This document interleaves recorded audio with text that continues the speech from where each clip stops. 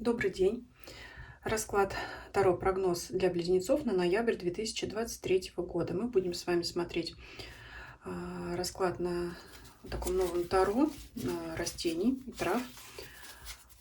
И дополнительные карты возьмем из колоды Ленорман. Итак, что ожидает близнецов в ноябре 2023 года?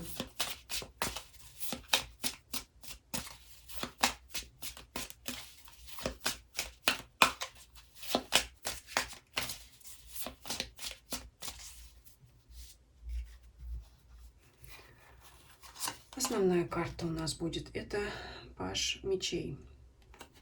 Но здесь некоторая резкость, скорее всего, в вашем поведении. Здесь вот у нас, по-моему, крапива.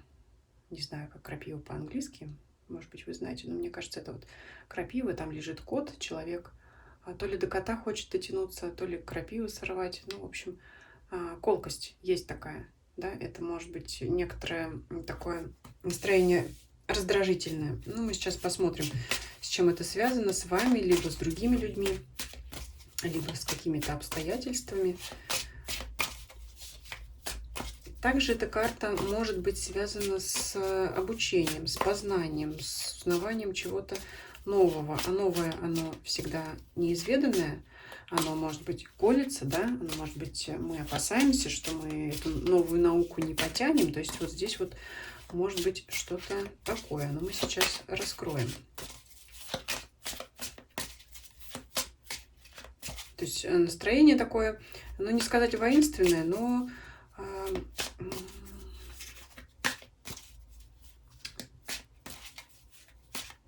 настроение готовности, скажем, приготовленности, то есть чистого разума, готовность принимать информацию, да, и резко на нее реагировать, может быть, не всегда отрицательно, кстати говоря, просто, что называется, за словом в карман не полезете, если, да, придется что-то принимать решение, это вот такое состояние. Работа, деньги, личная жизнь, здоровье, настроение, ваше состояние эмоциональное и ваше окружение, люди, либо обстоятельства вокруг вас. Работа. Король мечей. Вот может быть связано ваше как раз настроение с работой. Скорее всего, вам придется в данный период отстаивать свое мнение, свою точку зрения, причем довольно жестко, может быть, в довольно, кстати, резких выражениях. Ну, для всех они разные, как мы знаем, да, работы бывают разные. То есть здесь, то есть ваша позиция будет так, как я сказала, и никак иначе. Вот здесь очень карта сопоставима с вашим основным настроением, с пажом жезлов. Кстати говоря, все-таки ваше внутреннее, в первую очередь, внутреннее состояние может влиять на ваше поведение уже в последующем. Поэтому я когда сказала, что откуда это идет, вот это вот острота момента от вас или от других людей, все-таки я думаю, что от вас, в первую очередь, от вас оно пойдет, да, потому что вот ваше состояние, оно уже повлияет на ваше поведение на работе. Ну, то есть это отстаивание своей точки зрения. Если в рабочих моментах стоит ситуация выбора, либо разногласия между коллегами, вы будете доказывать свою правоту. Опять же, если случилась какая-то непредвиденная ситуация, кризисная какая-то ошибка произошла, это опять же отстаивать свою правоту, например, в том, что вы действовали правильно, приняли правильное решение, верно выполнили задачу и цель рабочую, что там данная ошибка в организации, где вы работаете, она не связана с вами. То есть это отставить свои позиции, свои границы, свою правоту. То есть это может касаться как и прошлого что-то, что уже свершилось. Вы будете доказывать, что нет, я все сделала правильно или сделала. Либо это может также касаться планов на будущее касательно работы. В том плане, что нет, давайте делать так, как я сказала, потому что там другая точка зрения, она либо провальна, либо там неправильно, либо уже мы такое проходили. То есть надо делать вот так, как я сказала в любом случае. Для тех, кто ищет работу, если говорить, это, скорее всего, совет на собеседованиях проявлять себя жестко. То есть, если будете вести себя застенчиво, робко, но это точно вам будет не в плюс. То есть нужно представить себя в лучшем свете, да, на собеседовании. Вот тогда вам это поможет. Действительно, не тушеваться, не прятаться, что вот там я там не знаю, или справлюсь ли, что-то такие подобные, да, или говорить, что там, ну вот, например, на этой должности я работала, хочу получить более высокую, не знаю, потяну я ее или нет, но очень хочу попробовать. То есть никаких вот таких фраз, которые позволят потенциальным работодателям как-то усомниться в вас. То есть это жесткие действия в любом случае в данной сфере жизни. И давайте посмотрим деньги. Тройка жезлов. Тройка жезлов – это цель, к которой вы идете. Здесь вы явно наметили для себя какую-то сумму определенную и хотите ее заработать, получить, может быть, скопить, то есть добиться любыми способами. Это стремление, чтобы на вашем счету либо в вашем кошельке была какая-то определенная сумма. То есть, скорее всего, вы знаете, что для этого нужно сделать. И я подчеркиваю, тут для кого-то это именно найти дополнительные источники заработка, для кого-то это будет просто экономия на каких-то своих статьях бюджета домашнего, семейного, но у вас есть определенная цель скопить какую-то сумму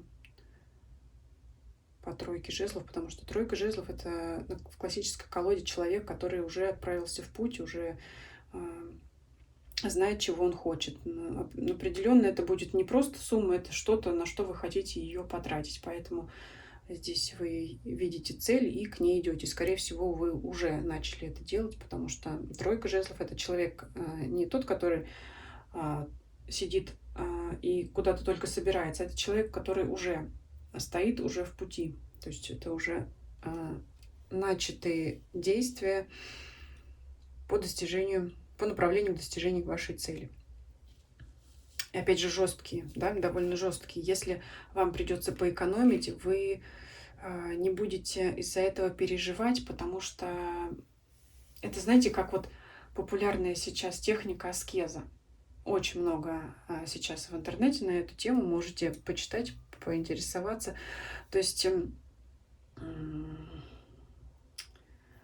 например, не попить, сэкономить там на дешевом кофе, это вас не расстроит, потому что вы будете знать, что вы приобретете для себя какой-то очень вкусный, дорогой сорт, давно желанный, да, который вы уже пробовали или который вам хочется попробовать. И когда вы знаете эту цель, то вас ничто не остановит и вас не расстраивают вот эти вот мелкие вот эти вот лишения, да, лишить себя мелкого ради более крупной какой-то цели. Кофе — это, конечно, пример, все понимают, то есть это не покупать дешевую бижутерию, скопить эти деньги, отложить, купить себе украшения уже там из драгоценного металла, с каким-то хорошим камнем, ну, все поняли. То есть это такая цель, которую, уверенно, близнецы хотят добиться. Личная жизнь. Пятерка кубков. Ну, вот здесь, знаете, могут быть с партнером недопонимания. Это не разногласия, не до споров, каких-то конфликтов, нет. Но это, знаете, как когда очень разные характеры у людей. То есть вы привыкли делать по-своему, ваш партнер привык делать по-своему, и вы никак не договоритесь, и каждый из вас хочет продолжать, ну, даже элементарно вести быт так, как он привык. Кто-то привык ставить тарелки на одну полку, а кто-то совершенно не хочет ставить тарелки на верхнюю полку, кто-то привык их ставить в стол, в нижнюю тумбочку, и потом другой их постоянно ищет. Да, это вот такое, привычки там, я не знаю, зубная паста не в том стакане или что-то там, ну, знаете, там какие-то салфетки не с той стороны на столе стоят, и постоянно вот какие-то недовольства, но, скорее всего, это не открытое выяснение и вынос на поверхность обсуждение вот этих вот мелких вещей, как сколько, скорее всего, переживания внутри. Хотя раздражение это может вызывать. Вот опять же по пажу мечей. Ну, опять же, подчеркиваю, нет каких-то конфликтов и выяснений. Вот все-таки, кто, опять же, расстроился, говорю, потому что я говорю как есть, трактую все карты, не буду приукрашивать. Если кто-то расстроился, скорее всего, воспринимайте это просто как совет, чтобы быть более лояльным к партнеру, либо постараться прийти к общему компромиссу, особенно если партнер все-таки решит тоже это сделать. То есть вы этим самым смягчите свое раздражение и не допустите ну, вот этого недовольства друг другу. Поэтому, когда, знаете, говорят, прогноз сбудется, не сбудется, вот постарайтесь сделать все, что в ваших силах для того, чтобы положительный прогноз сбылся, как вот здесь по деньгам, например, да, и постарайтесь сделать все, что от вас зависит, также, чтобы негативный прогноз не сбылся. Если негативный прогноз не сбудется, я-то только буду рада. Поэтому воспринимайте тогда негатив как совет, чтобы этого избежать. Далее, здоровье и ваше настроение, эмоциональное состояние. Это покой, гармония, стабильность, в принципе, да, то есть все вот эти мелкие неприятности, вы, как, знаете, как каменная статуя, они вас не сдвинут, они вас никак не смогут поколебать. Королева Пентаклей — это, ну, прежде всего, женщина, больше всего расклад смотрит женщина, но на мужчину то же самое можно сказать. Это уверенность в себе, стойкость, это прежде всего хорошее здоровье. Вот это вот самое раздражение, оно не приведет, знаете, например, как если человек постоянно нервничает, у него постоянно он в стрессе находится, от этого ухудшается иммунитет. Вот эта история не про вас. То есть здесь у вас стойкое, крепкое здоровье. Может быть, кстати говоря, ваше эмоциональное состояние может поддерживать в этот период именно финансовая сфера. Мы, правда, еще не открывали ваше окружение, может быть, отсюда пойдет поддержка. Но что касается работы и личной жизни, вот здесь вот могут быть острые моменты. Такие, особенно вот здесь стихии воздуха. Основная карта у нас стихии воздуха. Масть мечей. Ну и пятерка кубков — это такое некоторое разочарование, может быть. Давайте посмотрим ваше окружение, что здесь. Тоже выпадает стихия воздуха, королева мечей. Это ваше окружение, это кто-то в вашем окружении. Женщина, королева мечей, дама, может быть, умная, довольно резкая. Кстати говоря, с ней тоже можете в чем-то не поладить. Но здесь уже от нее. То есть здесь, смотрите, здесь, кстати говоря, вот это вот состояние напряженности также может идти как и от вас, как я уже сказала, что ваше настроение влияет на ваше поведение на работе, также и от стороннего человека в вашем окружении. От этой королевы мечей может идти влияние на вас, которое будет вам создавать это напряжение. Здесь несколько, может быть, такой замкнутый круг, поэтому надо постараться этот замкнутый круг все-таки, наверное, разорвать. Хотя, что касается работы, скорее всего, вам будет благоприятно именно проявление твердости, потому что таким образом вы можете отстоять свою правоту. Но что касается вот королевы мечей, здесь вам уже будет виднее. Просто карты показывают на человека, который может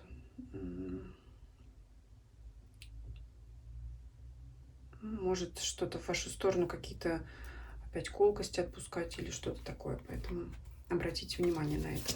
Что делать и чего не делать, давайте посмотрим в данный период.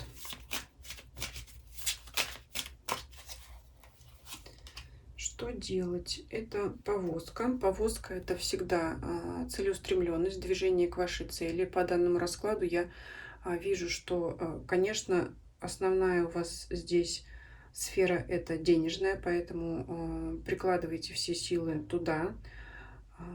Я не буду вам здесь говорить мечтайте и надейтесь. Здесь у вас четкие планы, цели, которые вы, скорее всего, уже начали осуществлять.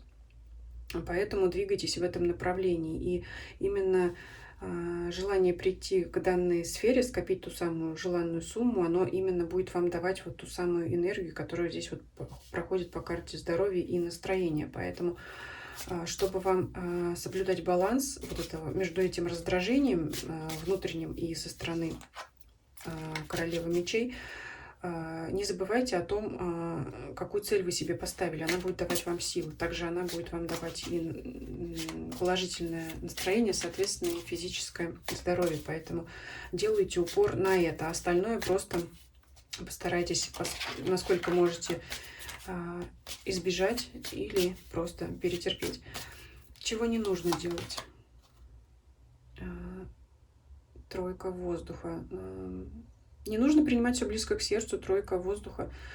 Это тройка мечей, это карта разбитого сердца, поэтому не нужно это все принимать близко к сердцу. Поэтому расклад карты вам говорят о том, что это лишь такой временный период. Даже вот посмотрите, здесь такие карты холодные и два ярких пятна. Желтый здесь и желтый цвет. То есть вот она, ваша основная сфера, да. Пусть он, этот желтый цвет, заглушит все серое, там все бледное. Давайте посмотрим. Сюрприз месяца, положительное какое-то событие для вас.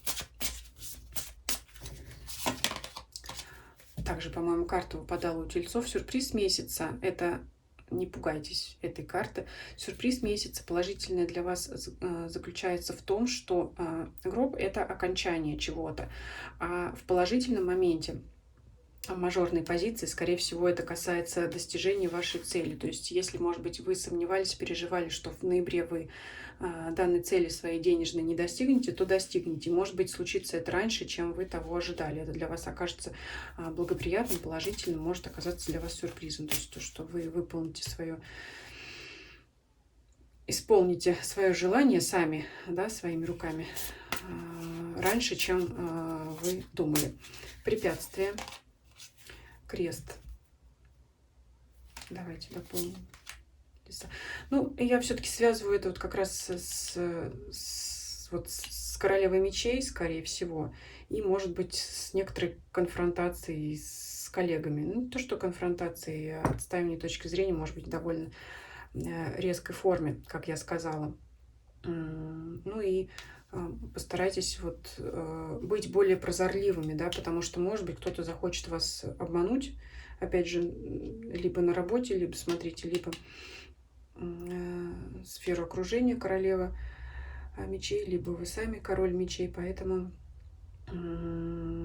масть воздуха – это масть ума, да, будьте прозорливыми, чтобы вовремя это увидеть, да, потому что кто-то может интриги за вашей спиной городить, опять же, да, смотрите, это либо работа, либо кто-то из вашего еще окружения, не касаемо уже работы. Кто-то может схитрить, но постарайтесь вовремя это распознать, скорее всего, вам это удастся, потому что у вас, я уже сказала, ум настроен быстро воспринимать всю информацию а также быстро отвечать. Давайте еще возьмем совет для вас. Букет.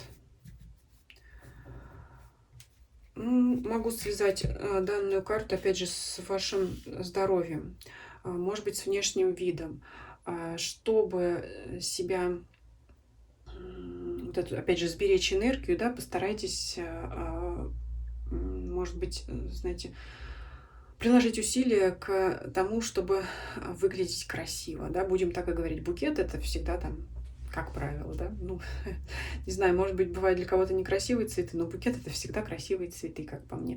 То есть постарайтесь внешне выглядеть красиво, так вы и, может быть, кстати, других будете этим раздражать, но вам-то это будет придавать энергию тогда, как вы себя чувствуете более уверенно, то есть вам нравится собственное отражение в зеркале, попробуйте вот именно, может быть, кстати, украсить свой дом цветами, чтобы они поднимали вам настроение, да, чтобы именно вот были какие-то яркие пятна, как я уже сказала, которые будут затмевать все какие-то резкие моменты и будут гасить вот эту негативную энергию. Поэтому обратите внимание на красоту, на внешний вид, может быть, своего костюма, своей прически, макияжа, своего убранства внутреннего жилища, может быть, даже рабочего стола, да, насколько там вам это актуально. Поэтому расклад такой довольно жесткий, могу так сказать, да, такой требующий решительности, но я не вижу, что вас это как-то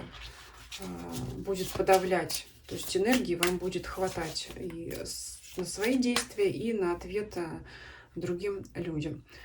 Пишите свое мнение по данному раскладу, ставьте лайки, если вам видео понравилось, подписывайтесь на мой канал, а также приглашаю вас подписаться на мои каналы Дзен и Телеграм, ссылки на них есть в описании канала. Всем спасибо за просмотр, всем до свидания.